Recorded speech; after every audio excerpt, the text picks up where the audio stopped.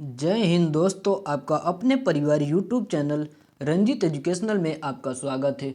तो दोस्तों, आज के इस वीडियो में देखेंगे कि दिल्ली होमगार्ड दिल्ली होमगार्ड 2025 की दोस्तों न्यू वैकेंसी आ गई है। यानी कि ऑफिशियल नोटिफिकेशन आउट हो गया है। टोटल पोस्ट दोस्तों 15,000 है। आयु क्या है, योग्यता क्या है, सिलेबस क्या है दोस्तों, इसी पर हम एकदम डिटेल में जानेंगे। दोस्तों, ये जो वैकेंसी है यानी कि 12 पास बच्चों के लिए बहुत अच्छा है। यानी कि एक प्रकार से कह सकते हैं कि शानदार मौका है। तो दोस्तों, इसमें हम चलिए अब हम लोग आगे चलते हैं, यानी कि एकदम डिटेल में संपूर्ण जानकारी जानेंगे। तो चलिए आगे देखते हैं। आगे दोस्तों, यहाँ पर टोटल जो पोस्ट है दिल्ली होमगार्ड न्यू वैकेंसी 2025। दोस्तों, टोटल पोस्ट की बात कर लेते हैं तो 15,000 टोटल पोस्ट है।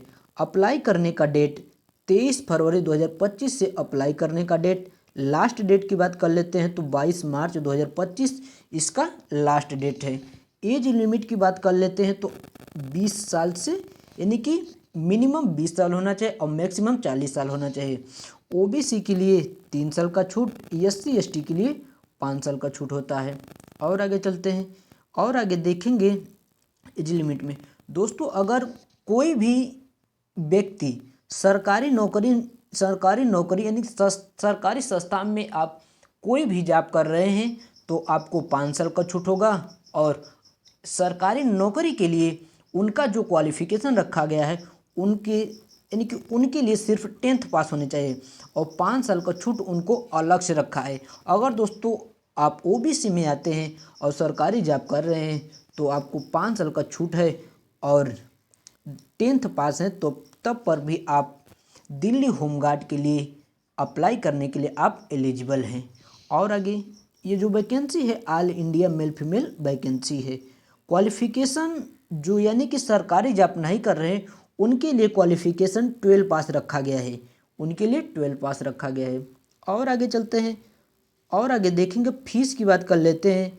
जनरल ओबीसी ईडब्ल्यूएस की बात करते हैं तो 100 रुपया लग रहा है। एससी एसटी की बात कर लेते हैं तो 0 रुपया लग रहा है। सैलरी की बात कर लेते हैं तो दोस्तों 21,700 से लेकर 62,500 रुपये आपका सैलरी बनेगा। यानी कि 21,000 से लेकर 62,500 आपका सैलरी बनेगा दोस्तों। और आगे चलते हैं और आगे दोस्तों अब हम बात करेंगे सिलेक्शन प्रोसेस दोस्तों, क्योंकि दोस्तों हमने आपको पहले टोटल पोस्ट बता दिया और अप्लाई करने का डेट बता दिया। अब दोस्तों अब हम लोग जानेंगे कि एज लिमिट दोस्तों भी बता चुके हैं। अब जानेंगे कि सिलेक्शन प्रोसेस क्या है। तो दोस्तों सबसे पहले सीबीटी एग्जाम होगा, उसके बाद फिजिकल होगा, फिजिकल के बाद डीवी होगा यानी कि डॉक्यूमेंट वेरिफिकेशन, उसके बाद मेडिकल जांच होगा आपका।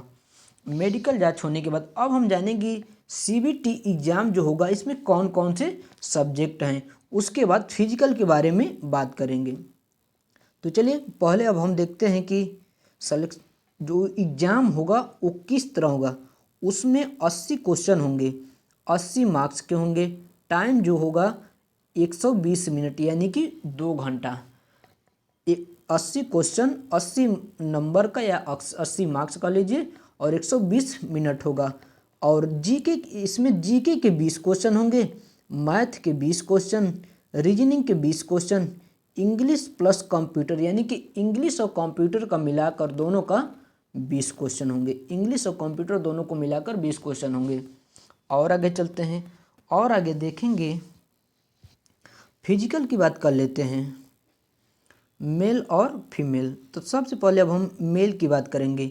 मेल में अगर जनरल ओबीसी ईडब्ल्यूएस में अगर आप आते हैं तो आपका हाइट जो होगा 165 सेंटीमीटर होना चाहिए।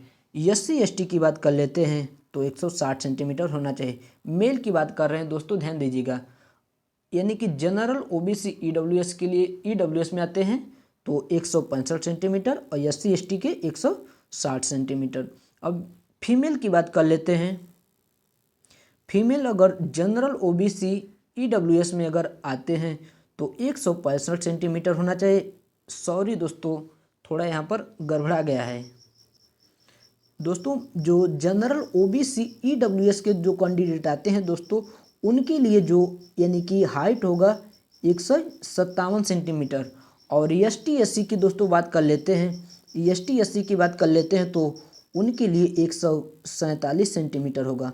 एस टी एस सी के लिए 147 सेंटीमीटर और जनरल ओबीसी ईडब्ल्यूएस के लिए 157 सेंटीमीटर। मेल के लिए दोस्तों हम बात कर रहे हैं। अब चेस्ट की बात कर लेते हो। चेस्ट की बात करेंगे मेल कैंडिडेट के, यानी कि जनरल ओबीसी और ईडब्ल्यूएस से आते हैं तो यानी कि 81 से 81 सेंटीमीटर दोस्तों नॉर्मल होना चाहिए और फुलाने पर 5 सेंटीमीटर आपका आना चाहिए, तो वहीं 81 से 86 हो जाएगा।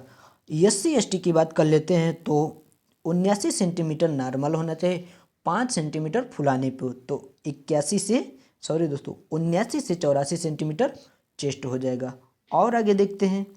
और आगे दोस्तों हम देखेंगे कि वज़न, यानी कि इसमें वज़न और रनिंग की बात करेंगे। वज़न की बात कर लेते हैं मेल कैंडिडेट के, तो 50 केजी आपका वज़न होना चाहिए, चाहे जनरल ओबीसी से आते हैं या SC ST किसी भी कैटेगरी से आप आते हैं तो आपका वज़न 50 केजी होना चाहिए। फीमेल की बात करते हैं तो ऑल कैटेगरी फीमेल 45 केजी आपका वज़न होना चाहिए।